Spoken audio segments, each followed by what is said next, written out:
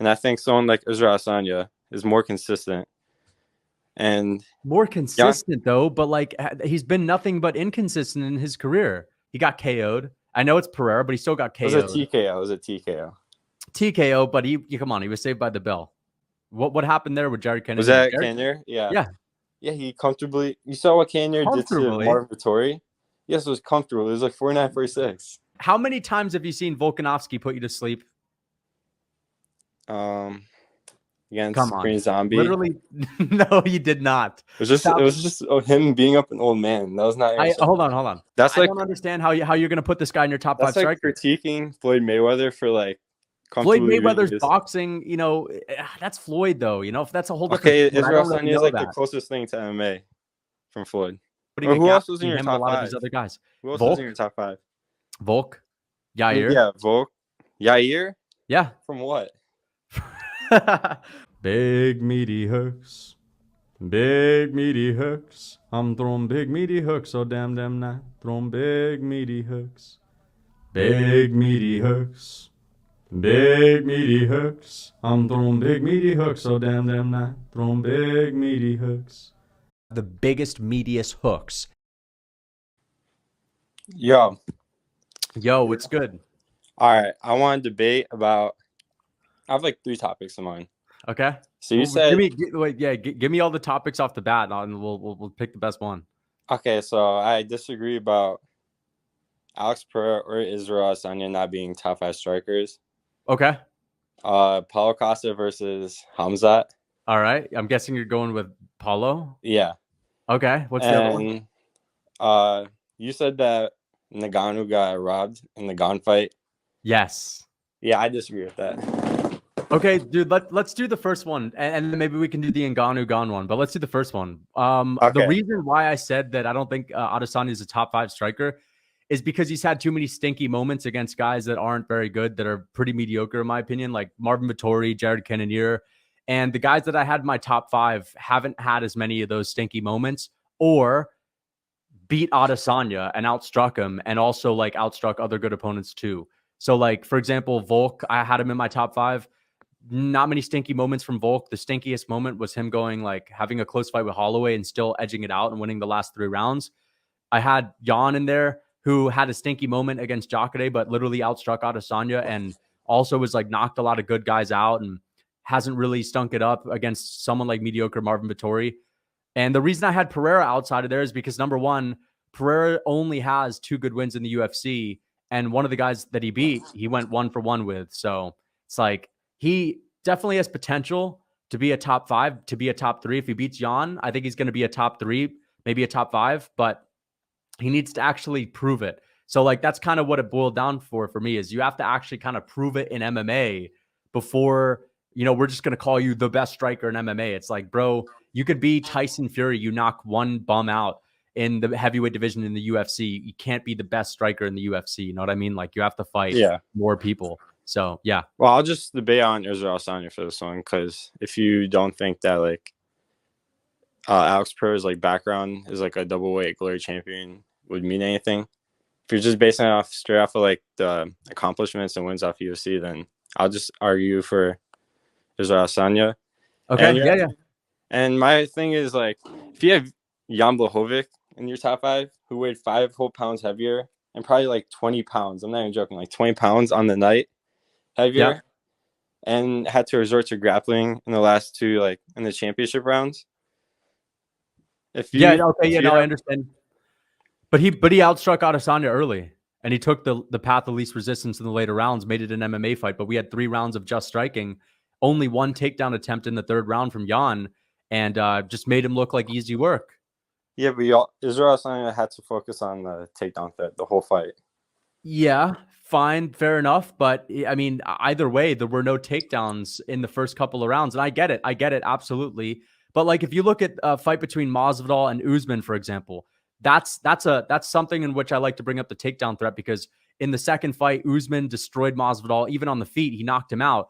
But not only did Usman take Masvidal down as soon as the fight started to slow him down and to put that takedown into his mind, but Usman's also a predominant wrestler. You know what I mean? When Jan fought Izzy, he had grappled here and there. But if you look at his previous fights, it's like, who was he grappling against leading up to that Izzy fight? He didn't grapple against Luke Rockhold. He didn't grapple against Jacare. He didn't grapple against Corey Anderson. He didn't grapple against Dominic Reyes. So we're looking at a guy that literally had like a couple of moments in his career grappling, even got out grappled, that Izzy was basically like going into thinking he's probably going to try to knock me out. Like most of us were saying leading up to that fight, Jan's chances to KO Izzy. Like not many people were talking about the takedowns. The whole takedown wrestling, grappling thing started after the fight when Jan actually went out there and did it. But I don't buy that there was some serious threat of the takedown early because, again, what Jan was doing before that fight was KOing people. I mean, yeah, I mean, obviously Jan Blachowicz like biggest weakness is probably his grappling. But compared to like Izzy on that day, for sure, light heavyweight, even like before the fight, I feel like Israel Adesanya probably knew that the only way he had a chance of winning was going to be by the grappling him. I mean, obviously it didn't end up that way because Jan Blachowicz did good on striking. But I think even from Jan Blachowicz against Rakic, he didn't look that impressive at all in the striking. Yeah. And I think someone like Israel Adesanya is more consistent. And more consistent though, but like he's been nothing but inconsistent in his career. I mean, he had a good performance against Whitaker. Before that, he literally almost died against Gastelum. And let's be honest, if you're going to call some guy a top 3 striker, that was like 2019. That's not a top 3 striker moment against Kelvin Gastelum. That was 2019. That was like 4 years ago. Fair enough. But if you want to go with recent, then okay, we got Alex Pereira. Then we got who else? Okay, Alex Pereira. What? He's like probably the best striker that can make middleweight. No. I'm saying you're talking about consistency. Alex Pereira is something he knocked him out. Knocked him out. Beautiful moment from Izzy. That's like that's one of the best wins any striker could have. Like again, I'm not gonna be like, oh, he beat someone that's not a top 5 striker in Pereira. I know how dangerous Pereira is. That's like again one of the hardest wins Izzy has ever gotten, and that's probably like first or second best win from him, aside from the Whitaker 1 win. But before that, since we're talking about consistency, he got KO'd. I know it's Pereira, but he still got KO'd. It was a TKO. It was a TKO. TKO, but he come on, he was saved by the bell. I mean, maybe if like the referee didn't stop in, Alex would probably dropped him. But at the same time, like Izzy still probably had like a small chance of like making out. Yeah, I disagree though, because as soon as the 5th round started, Pereira started walking him down and had no respect for Izzy. Checked one of his kicks in the first minute, it wasn't that he had no respect. And then Izzy was out of there with 2 minutes and 30 seconds on the clock. No, it's not that he had no respect. He just had no choice. He was down like 3 rounds. Oh, he had no choice, absolutely. And Izzy had a choice to go out there and do everything in his power to survive, which was his game plan. Izzy couldn't make it past the last 2.5 minutes of that round. He had. I mean, I'm not going to argue that. I'm not going to argue that Israel Adesanya was better on that day, but he's still more consistent because he's been like. What about the fight before he got TKO'd by Pereira? What happened there with Jared Cannonier? Was that Cannonier? Yeah. He comfortably. You saw what Cannonier did to Marvin Vettori. Yes, it was comfortable. It was like 49-46. Okay, Cannonier. Okay, fine. How many times have you seen Volkanovski put you to sleep? Against Green Zombie. Literally, no, he did not. It was just him being up an old man. That was not. Hold on. I'm not saying how many times were you not like in awe. I'm saying how many times have you literally been put to sleep? Okay, Izzy put me to sleep in that fight. He probably put half the people to sleep. But still good striking though. Yeah, but it's like that's not setting a big gap between you and someone that's not even a top. Where would you rank Jared Cannonier as a striker? What, just in general or middleweight? In comparison to the better strikers in the UFC, like would you put him in your top 20? Would you put him in your top 40? I don't even know if I'd have him in my top 50. I like top 30. I might have him top 50, maybe top 50. I mean, I would have to see like the list. I don't know off top. Fair enough, but I could name 30 guys that are better than him. So Adesanya like is pooping his pants out there with Jared Cannonier. Yeah, but the power he has, really gonna hype this guy up from heavyweight. Okay, so he came down from a shittier weight class, Okay, it's not about weight, it's about the power that he brings. Okay, fair enough, but Adesanya just still couldn't at all put a gap between him and Cannonier. He barely edges it out. It was a huge gap. It was a close fight. No, it wasn't a huge gap. A huge gap would have been clear 49-46. If you look on like. Yeah, but just because it's a 49-46 doesn't mean that every round was dominant. Like, I mean, I'm not saying he 10-8'd him in any round, but it was comfortable enough where it was a 10-9. Okay, but then what about his fight with Whitaker? You think Izzy won the rematch against Whitaker? Yeah. Yeah, I thought I was like 3-2 Izzy. Okay, fair enough. What about the fight before that, Marvin? Oh yeah, that was like a 50-45. But again, like, what if I land 10 strikes to your 9? Is that dominant? Okay, first of all, it's Marvin Vettori. Like, you can't chin him. So you can't chin him, absolutely. But we've seen Jared Cannonier do it better, and that was a better version of Vettori. I mean, Jared Cannonier, first of all, I was like in disbelief watching Jared Cannonier's fight with Vettori. That was one of the most fun moments I've ever had watching a fight. Like, I loved every second of it. How come I fell asleep while watching Izzy and Marvin Vettori when Jared Cannonier isn't even on anyone's radar as being a top striker? Izzy put me to sleep. It was that boring, uneventful, and I'm just going to say it like this. Izzy wasn't doing a lot. I understand Izzy comfortably beat him, but he didn't really do anything impressive in that fight.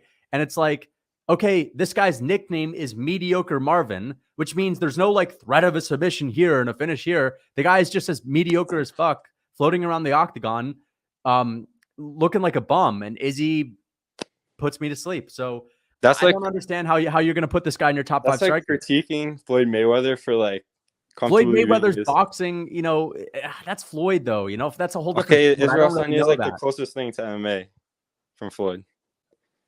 Okay, I mean, fair enough, but we can't call this guy a top 5 striker because he's not putting who else was in your top 5? A lot of these other guys. Who else was in your top 5? Volk, Yair. Yeah, Volk, Yair. Yeah. From what?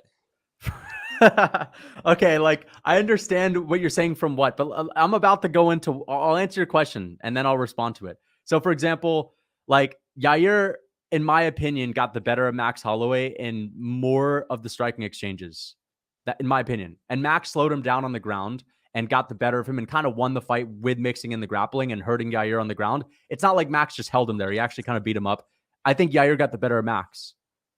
And there's something that has to be said about Volkanovski, who most people would consider the best striker or a top 3 best striker in MMA. There's something to be said about that guy having such a level of respect for Yair's striking that he makes a point to grapple and only grapple in the first 2 rounds. No, that was just the safest route he can take. Why?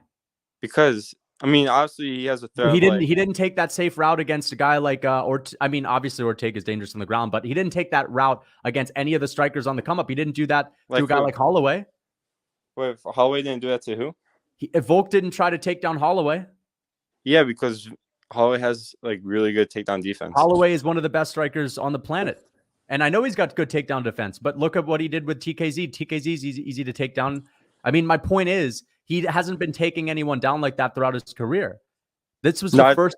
He started taking people down as soon as he came to the UFC, but as he developed, he was a striker. He butchered Max Holloway on the feet. How is it a guy that's butchering Holloway on the feet is diving at the legs of Yair Rodriguez and afraid to strike with him early? So I'm just saying there has to be something to be said.